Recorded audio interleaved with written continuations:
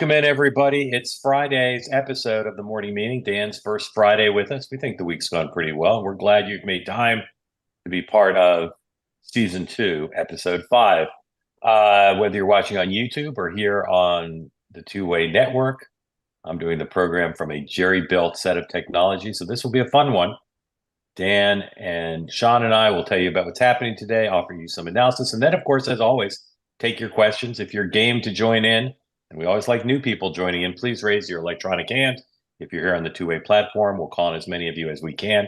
When we get to that portion of the program, as always, in your questions, and as you participate in the chat, the ever-popular chat on YouTube or here on Two-Way, please remember, we're not really that into negative personal attacks. In fact, we abhor them. Please, peace, love, and understanding. All right. Welcome, everybody, to Friday. Very strange day. All week, of course, we've been tracking the port strike, the Middle East, and the aftermath of the hurricane. Strike is temporarily halted until January, so check that off the box. I don't know that Kamala Harris is getting any credit for settling the strike. I think the administration deserves credit, but she doesn't seem to be championing that. But it's a disaster averted in terms of both symbolism and the economy. Jobs numbers out this morning, they beat expectations, so that's also good news on the economic front. Israel, if you didn't watch President Biden talking to the press in a gaggle yesterday, I recommend it to you.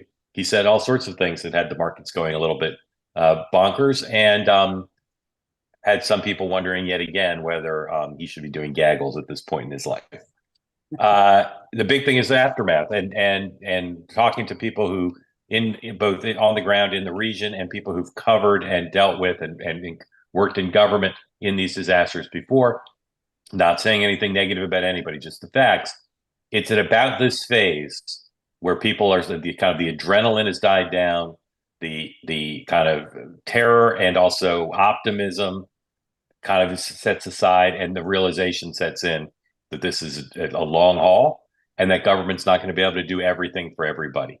And so there's a real peril for the administration and for the vice president politically, as people in the region start to wonder what's happening with their lives and what role the government will play. And part of that kicks in because of some of the human factor, but also part of it kicks in as they start to deal with their insurance companies. The insurance companies are not telling them everything they want to hear, and they begin to look for the government for relief there. So we'll talk a little bit about that. The vice president, not in the region today, but rather overnighted in Michigan. She's got a 150 Eastern Time campaign event in Detroit, a 555 event in Flint. Continues to be a lot of holes in her schedule. Not sure what she's doing. My guess is private meetings with people she's courting or looking to energize, because she's slept in Detroit, but her first event is until 1:50. Then she gets to Flint at 4, but her event's not till 6. Interesting. Then back to D.C. Donald Trump, 2 events today. The first is not really being couched as a campaign event, although that's what it is. 3:45, he's visiting Evans, Georgia, and having a press event with Governor Kemp, who he has rarely been with. The 2 of them seem to have reconciled, and I suspect the Trump folks expect Governor Kemp to complain about the administration, which will be interesting, the federal administration. So that's in Evans, Georgia at 3:45, and then the former president, has a town hall meeting. I don't know who's moderating that. Sean, do you know who's moderating that? No, but I can ask. All right, see if you can find out in real time. Fayetteville, North Carolina at 7 Eastern Time. I bet someone famous is moderating. Tim Walz, no public events that we know of. J.D. Vance, also in Georgia, is doing remarks at 1 Eastern Time in Lindale, Georgia. Doug Emhoff is doing an event in Pittsburgh, and President Biden does not have a public schedule. White House briefing at 1:30. All right.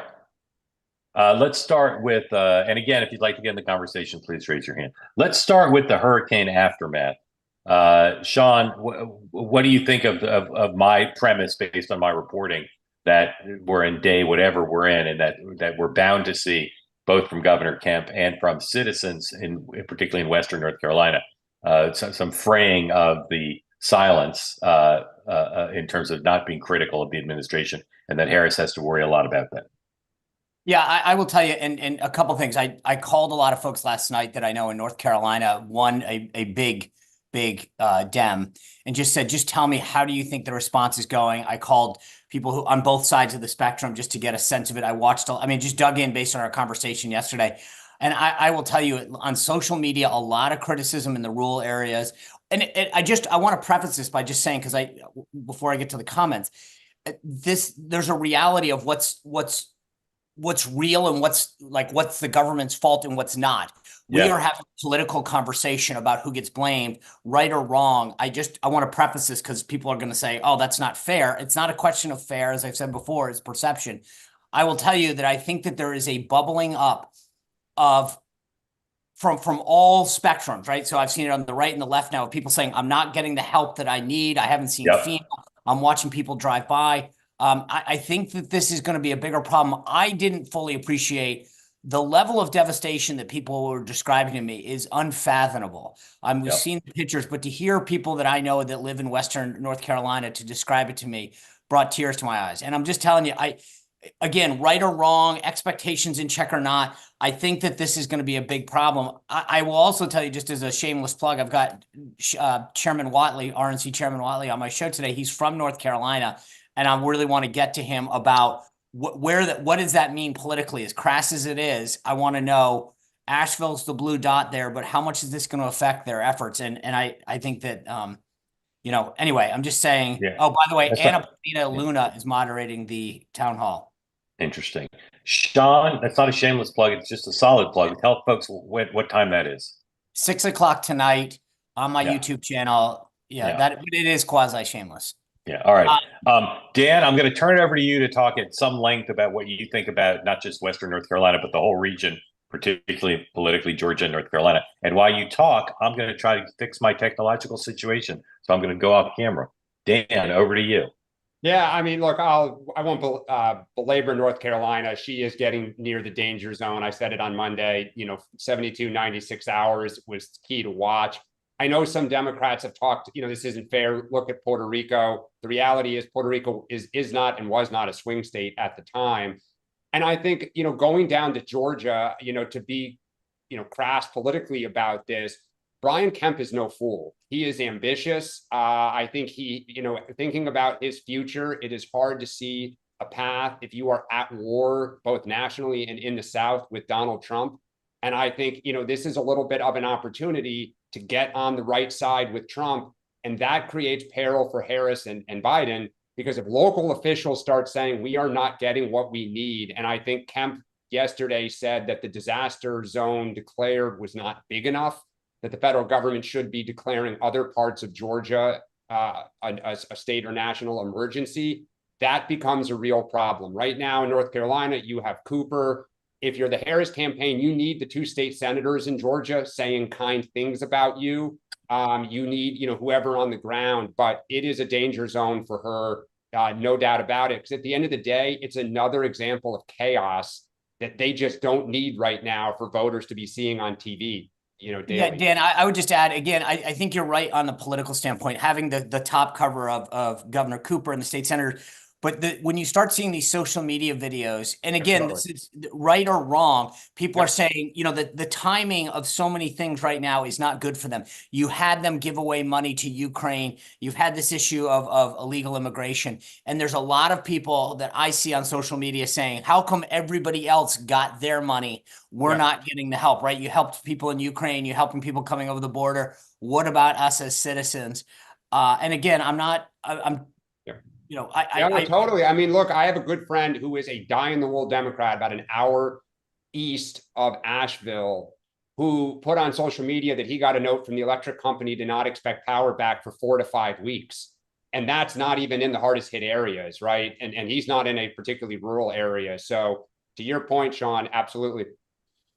Hey, real quick, by the way, to add on to my real-time reporting, former VA Secretary Wilkie will be giving opening remarks at that Trump event, and then Anna Paulina Luna will be moderating. So real-time updates as we go. But just I want to just John, let me ask you a question. And this may seem like a crazy question to ask, but could Trump overplay this at all? In other words, can he and Kemp come out? And so what constitutes an overplay with him and Kemp? Like, Well, should he come out more in sadness than in anger and say these people deserve better? Like, what's the danger for him? I will say, just to give people a sense that this person that I know in that area said Asheville and Boone that I spent my entire life going to are now gone.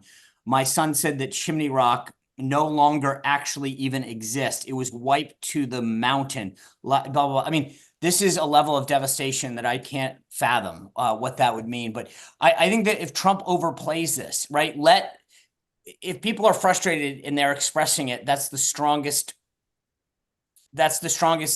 indictment that you could have. Him getting involved and trying to point fingers and stuff. It's sort of like when someone's in a hole, let them keep digging. If Trump inserts himself too much, I think he can overplay this hand very quickly. Yeah, I mean, about a potential. Let me ask you about I a think potential if dark. like if Kemp says they ought to declare 5 more counties a disaster zone, and I'm frustrated, and then Trump gets on and says, and he won't even take our phone calls. He won't even then it just looks like you're unnecessarily wrong, right? I mean, I'll predict then that Trump oversteps where you guys have put the line. He won't be able to help himself. Let me ask you, Dan, about that dark arts thing. It seems like if some very sympathetic family or community went on camera and said, how dare you, Kamala Harris? You're not visiting. Your government horrible. That would be devastating politically.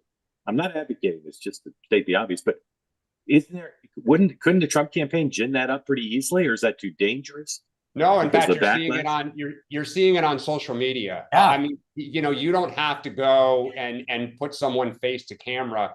It's out there on social media, just following and seeing who's re-amplifying what, and what's organic. But what if some were, again, I don't know much about the media, but it seems like this would get more coverage than some tweets. If some Republican mayor had some families in and they called a press conference, they invited one of the 10,000 or 10 of the 10,000 journalists on the ground, and they had a press conference and said, how dare you, Kamala Harris? That could lead even liberal networks. Am I wrong that that's like feasible and would be dangerous? Oh, absolutely. Again, I'm not advocating it. It just seems like something that could happen. Mark, all politics is local. And so if it is in someone's interest, and I would even say a local Democratic mayor in a southern state, if things are really bad and their constituents are really angry, of course, absolutely. And that is the danger zone for her. That is kind of happening. I mean, look, I mean, at least on the right, it's happening, right? You're starting to see a lot of these things where people are saying, I'm a supporter of Kamala Harris, but she I mean, it's going to get worse. Think about 2012. What was the best defense for Barack Obama? Chris Christie hugging him on the tarmac. They kept replaying, right? Like, it's politics, what Romney is saying. The reverse could easily. I want to show some ads, but let's do rapid round here. And we'll look at some ads, new ads, a lot of new ads today. I'll name a development, and you say on a scale of 0 to 10, how much it affects not just the state, but who will win the White House. How much it affects women? 0, no impact. 10, start picking the cabinet. All right. Trump's reconciliation with Governor Kemp. Sean. 6. Dan. 8. Okay. Bruce Springsteen endorsing Harris. Sean. -1. Dan. 1. Nothing. 1. Okay. Elon Musk going to the Butler event tomorrow. Sean. 3. Dan. 2. Okay. Barack Obama announcing that starting next Thursday, he's going to be doing a lot of barnstorming campaigning for various Democratic candidates, including Kamala Harris. Sean. 6. 6. Dan. Yeah, I'm actually going to say 5. He can't put lipstick on the economic pig for her, but he can turn out voters. Yeah, black men. Yeah. All right. I'm going to ask each of you. This was Dan's idea. Talk about one down ballot race. Dan, you'll go first. One down ballot race that you're looking at in terms of both as a change in people's perceptions, or a change that should occur, and also maybe as an indication of what's going on at the presidential level. Dan. Yeah, I'm going to say Wisconsin. As Buffalo Springfield said, something's happening and it's not exactly clear. The Senate race. But on both levels, it is starting to close in Wisconsin. And I said this on one of the Zooms in the afternoon last week. Democrats that I saw who were here with Kamala Harris for the fundraiser a few weekends ago proactively said they are getting nervous about that state again. All right, I'm going a little right on this one. Yeah. Geographically speaking, Michigan, I think Mike Rogers wins that Senate race. I think Michigan goes. Mark shaking his head because he knew where I was going on this. But I'm with Dan. It was a close call between Wisconsin and Michigan, but I think Mike Rogers pulls out the Senate race there. I'm telling you right now, it's possible, based on what we're seeing, possible that Trump is stronger in the Rust Belt states than Harris is in the Sun Belt states. And that's one way to look at why, if you want to say Trump is the favorite, if you want to say that, that's one way to look at it. His strength in Pennsylvania has been agreed to for a while. There's growing signs of indication of Republican strength and Trump strength in the other two, in Michigan and Wisconsin, as you guys just highlighted. All right. Want to look at some ads. There's a new Harris 60-second ad. And one advantage, if you've got way more money, you can do things like afford 60-second spots. This is a new Harris spot targeted at the Latino community. Let's play 102, please.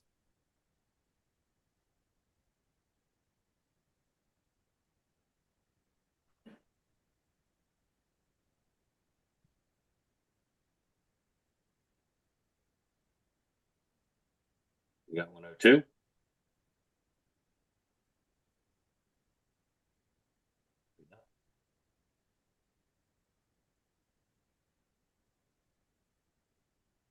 All right, well, I could describe it pretty vividly because I watched it a couple of times. She fought for a car.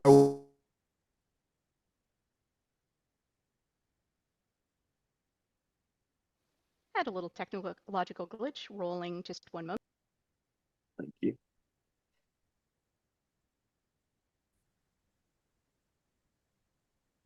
That 60-second spot, it takes longer to load. Why do we wake up before the sun and go to bed long after it's gone down? Why do we fight, and who do we fight for? For the single mother doing it all on her own. For the student with the determination to change things. For the small business owner with the dream of a better life for his family. And for the bravest of us who stand up to anyone that puts our way of life in danger. We do it because that's what Americans do. And that is who Kamala Harris fights for. She fought for car wash workers cheated out of their pay. She fought corrupt banks that kicked families out of their homes. We're ready to fight for it! She fought giant drug companies to lower the cost of insulin. And she won. So we know she will take on the corrupt companies that overcharge our families for food and rent. And why does she fight? Because she knows. When we fight, we win! I'm Kamala Harris, and I approve this message. I'll go first. I normally wait. Well produced, to me, a total waste of money. I don't see that ad persuading anybody of anything. Sean. Yeah, I agree. The one thing that I think, total side note takeaway is, I hear a lot of folks on the left say, you can't expect her to do a lot as VP. You know, she's not in charge. And then every ad talks about what she did as VP and what she wants to take credit for. You can't have it both ways. You can't say she lowered prescription drugs. She did all this stuff as VP. And then when we on the right say, but she didn't do the border because she's not in charge, you pick one thing. Either she gets nothing done or she's in charge. So I'm with you. I think well produced, but I'm really not sure that moves the needle. Details. I mean, I actually think it's not a bad ad. I mean, if you're struggling to make the affirmative case going forward, try to highlight what you've done in the past. And half the ad is just B-roll of nice looking Hispanic Americans doing stuff. I mean, I don't know. 60 seconds is like an eternity in political messaging. And I just feel like so much stuff she's talking about. I mean, you know, if you're in a vacuum, it's all right. I must have missed the issue with car wash workers though, because I didn't. Issue. The big issue. It plays big. All right. We're going to look at two Trump ads because they're both 30, so equal time. So let's roll back to back, please. 104 and 105.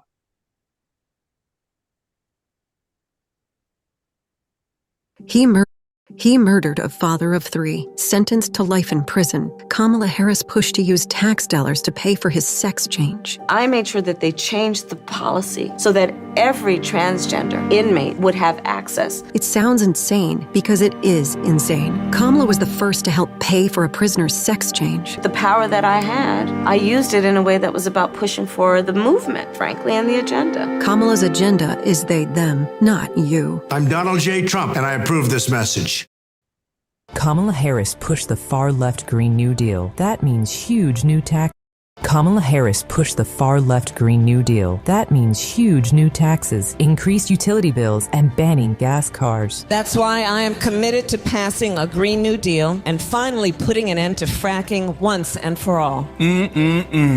Mama Kamala just don't give a frack. Kamala's fracking ban would kill jobs and raise gas prices. Kamala doesn't give a frack about you. Only President Trump will bring back Trump's strong economy. I'm to those two negative ads. It was using almost our as own good as words. Pete Alonso's home run last night. I mean, those are great ads. I mean, they just are. They're her own words. They're terrific. And I would just say too that I thought that Harris ad before reminds me of a Modilla beer ad on some level. So. Yes, I wish we had time to illustrate that, but you're right. Sean, two negative spots with her own words. What do you think? Excellent ads. I think the second one on fracking will play huge in Pennsylvania. The first one I think really will resonate with a lot of women who are worried about. I mean, it hits both things: the transgender issue, but also just the criminal issue. I think it was very, very well produced. It's a strong message. It's compelling. I give it an A. Yeah. One thing that I think is good, besides that they're well produced, is the stories are clear. They're 30-second stories. The characters are clear. What they're saying about Kamala Harris is clear. The kind of gee whiz factor on both of them is clear. They're quite good. We all agree. All right, let's go to your questions. As always, as you come in, please tell us where you are, who you're supporting, what's on your mind. Jenny on the show. Jenny. Oh, geez. Hi. So hi. This is my first time zooming in, and it's thanks to Dan I'm even here because I saw his run-in with Alex yesterday and decided he told me to zoom in, so here I am. Oh yeah, all right. Yeah, hi. Thank you for doing it. Yeah, I live in Buffalo, New York. I have a different perspective living in New York State, which is a sanctuary state. To me, the most important issues are really three things. It's immigration, the economy, and actually I think something that has never been touched on, which is the impact of the judiciary if Harris were to become the president.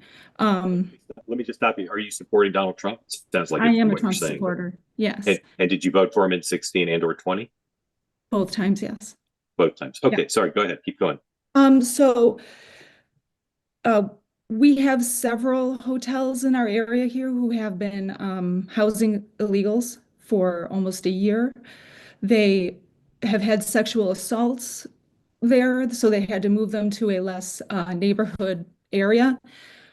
We're seeing the impact of these things every day. The schools are having a hard time affording to, teach these students. It's just a huge impact. Border Patrol is not allowed to come within 100 or 200 feet of these hotels because of the sanctuary status. These are the things that Jenny, I'm sorry. Do you have kids in public school? My boys are both in college. Okay. So no, but we hear about it every day because these school systems are fighting with the state to get reimbursed for all the money that they've had to put out. So I don't understand why abortion, honestly, is the topic of the day. I really don't. I mean, I guess by all accounts, a suburban woman, and I guess I just don't subscribe to the suburban woman plight. I don't know how else to put it. But I think what's never been talked about is the impact of the judiciary. I have a very unique position on that for reasons that I really can't get into, but when you're talking about lifetime appointments of judges, we have judges who sit in the judiciary that have been judges since the Reagan era. They're going to outlive every administration, most of the senators, most of the House of Representatives. These people are appointed to lifetime positions and have huge impacts on our everyday lives. And we're not talking about 9 Supreme Court justices. We're talking about district court judges, circuit court judges. I mean, it's like a funnel, but it goes upward. Yeah. So, 99% of the cases don't get to the Supreme Court. Most of the cases stay within the district judges if they funnel up and get decided by the circuits. If she were to become president, we have 4 more years of extremely liberal agenda-based judges being put in place. And I see that here where I am, because in a state like New York, we have Second Amendment issues, we have First Amendment issues. And even if you try to do the right thing as a judge, as you funnel up, the circuit will be very liberal and it'll get overturned. And then you have to hope that it goes to the Supreme Court. I mean, I don't see anybody talking about this. And so that's one of the issues that I find really important, because we're not talking about 4 years. And I think this is what they did with Biden. They're like, listen, everybody's tired of Trump. Just vote for Biden. This is a reset 4 years. It's the same thing that they're doing with Harris. Don't believe who she is. Country over party. We just need to, kumbaya, come together. And that is not what happened. That is not what happened. We transitioned much farther to the left. We have a country that we don't recognize. We are far more divided. She's trying to run on unity, the same thing they did with Biden, and it is not what happened. So I don't understand, in 2 months, they've just turned her into like this Saint Kamala, when all you have to do is look at her own words over the time that she's been in political hemispheres, and they don't jive with what she actually says and comes out of her own mouth. So, this is a really, and I'm seeing here in Erie County, New York, I would say it's 50-50. I think, we are overwhelmed by New York City, by downstate. New York is lost. We will never, Trump we won't have a Republican, but at least where I am, people are just tired of it. So. Thank you. Stay with us. Thank you for all that. Stay with us. Yeah. We'll warn our affiliates we're going to run over today. I can tell you that now. Sean, reaction or questions for Jenny? I mean, I hope and think a lot of people share that frustration with you. I think that's what I think you hear a lot from folks on the right, which is how do you get away with not having to answer for your policies?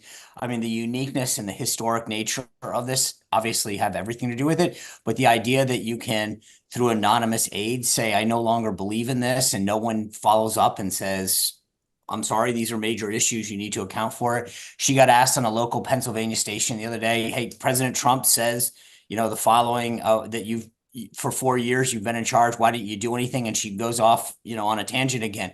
I actually, I won't stay on my soapbox, but I do think that this is a huge dereliction of duty on behalf of our media that claims that they want, they have given her a pass, and they give Doug Emhoff a pass. They give Tim Walz a pass. And we're seeing the consequences of it, and you're feeling the consequences of it, and hope to God enough people share the sentiment that you expressed. Yeah, I mean, I'll just say on the judiciary, respectfully, and first off, awesome you came on. Like, I think it's great. I'm nervous. More people who are nervous. Don't be nervous. Come on, like, it's the pool is very friendly here. Respectfully, I think Democrats feel similarly, but for opposite reasons about the judiciary, right? I mean, Roe would be the ultimate example of that. They feel like, they focused on other issues and never thought the court would overturn it. People have their own opinions about whether that's good or bad. And then just lastly, I will always think that it has been a huge mistake for Democrats to not engage more with Harris and Walz. I think Walz really showed his lack of engagement with the media and being rusty in that debate stage. Jenny, can I ask you a couple questions? Sure. What's the thing you most like about Kamala Harris? Like about her? I don't think there's admire. one authentic thing about her, to be honest. I don't care about identity politics, whether it's a woman or a man, or those things don't matter to me. I just reveal who you are, show me who you are, show me what you think, and let me make my decision based on that. So what do I like about her? I find her 100% inauthentic in every single way. I think she is a persona. Now, I don't think she is I don't think she even knows what she believes in anymore. I think she's just flapping in the wind, quite honestly. What do you think her chances of winning the election are? Sadly, I think it's a toss-up right now, which is baffling to me. Jenny, thank you. Listen, I don't. Yeah. I'm sorry. No, finish up. I mean, I don't. Listen, I think anybody can look at Trump and say, just please, just stop talking or stay on point or enough with the insults. But you at least can look to where we were 4 years ago, know where he stands, know where we were. I don't have to like everybody that I work with, right? But they can be still effective in what they do. So this isn't a popularity contest in terms like I don't maybe want to be best friends with him, but I do think that he's able to do the things that she is not. And I think we have a record of that. She has a record that doesn't stand up to what she's saying. So I don't understand, like, why would you cast a vote simply because you dislike somebody so much when you know you were better off 4 years ago? Or maybe it just, none of it jives to me. But it's so frustrating. I don't get it. Jenny, thank you. I truly mean it. You were awesome, and we'd love for you to come back regularly. So please do. Okay. Thank you. Thank you. Debbie, tell folks where you are who don't know where you are, who you're supporting, and what's on your mind. I'm in Mount Vernon, Arkansas, and I'm supporting Trump. Yeah. Tell us. Do you have a question you'd like to ask? Yeah, I was wondering, in case Trump doesn't win the election, what are the chances that Republicans take this House and the Senate? Because I think if they could do that, maybe they could kind of control what she does, maybe decrease the damage to the country. But I was just wondering what the chances are. Yeah, all three of us will weigh in real quick, and we appreciate you coming on. Number one, I would say they'll almost certainly now take the Senate. Before I thought they might not, but now I think they almost certainly will. And they could take the House, even if Trump doesn't win. I'd say it's probably, if Harris wins, I'd say just rough, it's probably about a 35% chance they still take the House. Dan. Yeah, I think it's possible they take both. And something I'm watching is if the Senate looks like it's gone and Harris is wobbly, does the House start publicly saying we're the firewall and go in with us to try to stop Trump from owning everything? Done. Yeah, real quick. I think the Senate, the question is, do you end up with 52, 53 right now? Republicans are going to take the majority in the Senate. I think they've got a decent chance of maintaining it right now. There's a lot in play, put it that way. Debbie, where do you live in Arkansas, and how'd you find out about the morning meeting? I live in Mount Vernon. It's about 20 miles north of Little Rock. And I listen to Megyn Kelly a lot, and I know you've been on there, so that's kind of where I picked you up at. Really enjoy it. Debbie, thank you. Thank you. Who do you like more, Tom Cotton or your governor? My governor. Yeah, okay, good. I like we'll Tom Cotton too, though. He's really good. Yeah, all right. Debbie, thank you. Come back. We appreciate it. Thank you for joining. All right. Hey, Greg Long, raise your hand if you're voting for Harris. Yes? Greg? No, you're not. All right. We got to get a Harris voter in here. Oliver, you're voting for Harris. Yes? Raise your hand. Your physical hand. No. All right. If you've got your electronic hand up and you're voting for Harris, raise your hand. Can't help it. Can't help it. Where See, are the all our tide Harris is turning. people? Where are my friends There on we here? go. Even Dan is willing to come over at some point soon. Chris, welcome in. Hey, Tell folks. what the hell's going on here? Where are the Harris supporters? I don't know. We got a lot of Harris viewers. I don't Mark, know. it's supposed to be two-way, and it's all Trumpy. Well, not you, Greg. I mean, Chris. Hey, Chris. For those who don't know, tell them where you are, who you're supporting, and I'm in Bosnia and Herzegovina. I actually had a lot I wanted to say. I lowered my hand because I wanted more time some other day, but since we don't have enough Harris supporters, I support Harris. I live in Bosnia, and I vote in the swing state of New York, not far from Jenny. Give us one question, Chris. All right, let's do lightning round, and maybe you'll figure out what I'm getting at. No, All right, just one question from each of you. I need an answer from each of you and just a number. Chris. What is the percentage chance of Harris winning if prices go up to $5 per gallon between now and the election? I say about 15%. Mark, what say you? I'd say 25%. Sean? 15. I'm with you. Dan. Oh, I'd be 5%. All right, Chris, that was a good one. Thank you, man. All right, let's go back and talk to one more person. Just seeing where the hands are up here. All right, Kevin Patrick, come on in. Love everything about the setting, including the headphones. Unmute, please. There you go. Kevin, tell folks where you are, who you're supporting, what's on your mind. Charlotte, North Carolina, reluctant Trump supporter. You guys had on Monday. Two super quick comments. One, Kamala Harris needs to double whatever she's paying her advisors and pay it to Dan. He nailed the response on Monday. She would not be in as much danger as she is if she had listened to him. And then two, the sentiment, because you would ask, hey, what's the sentiment out there? Sean nailed it this morning. The feedback we're getting from everyone in the West, like meaning even if they're going to struggle to vote, the sentiment in Charlotte, Raleigh, meaning bluer areas, is frustration for their friends who are suffering out there. So, yeah. All right, Kevin, thank you, man. Appreciate it. Excellent. How's the governor's race looking, Kevin? Yeah, okay. I'll give you 2 seconds on that. It's obviously Stein's gonna win. The amazing thing is Robinson staying in his lane. No collateral damage to Trump. Both Stein and Robinson are actually doing great in the response. Like they're both like out there working. They're doing everything that Dan told the Harris campaign to do. But Mark Robinson has stayed in his lane, but he's too bombastic and everything that the die is cast there. And how many times a day do you see Governor Cupper? That's how I pronounce it, Governor Cupper, on live TV. Is he very visible here? Not really, not very visible. I'm a cord cutter, so I don't see the live TV as much. But he's well liked. He's always been a very steady, fine governor. So he's doing a fine job. You know what cord cutter's favorite source of information is, Kevin? The morning meeting. The internet. The morning meeting. More specifically, the morning meeting. Kevin, thank you. Appreciate it. Good luck. All right, few things.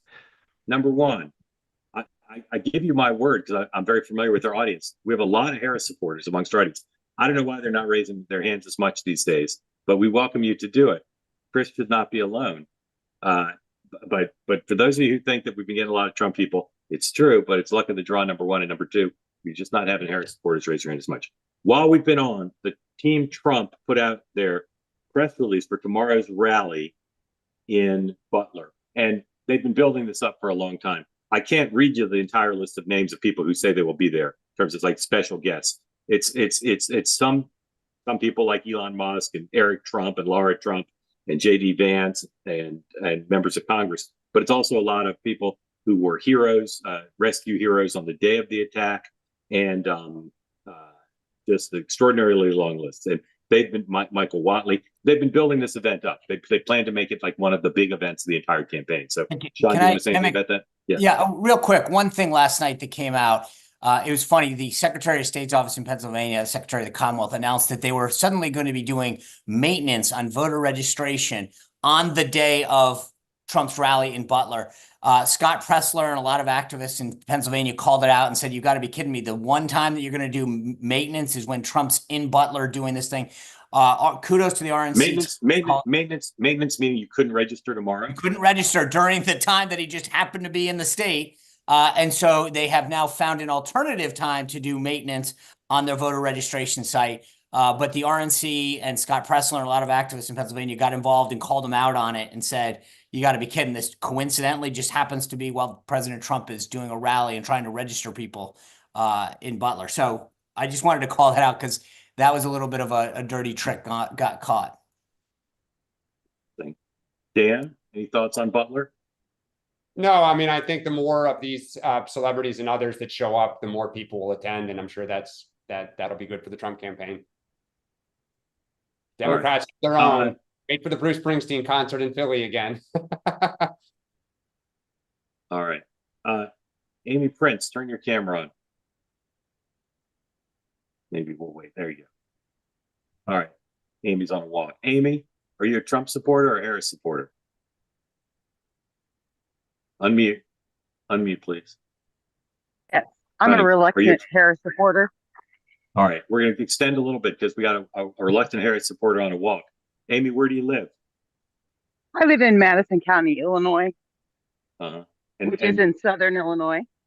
And what's on your mind today as a reluctant Harris supporter? I was wondering, how often is Trump talking about this not taxing overtime? I haven't heard any ads about it, but there's a lot of talk about it. Yeah, People are really talking about it. It's in one of their new ads, and he does talk about it on the stump. But you think that's a popular thing?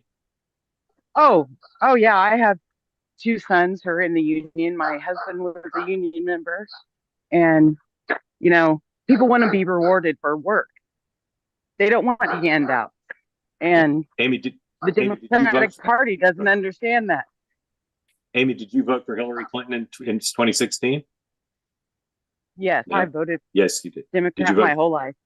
Okay, why are you? Then tell us why you're only a reluctant Harris supporter. Israel. I think no one has nailed her down on it. And with what's going on over there right now, I'm just scared that she'll turn her back on Israel.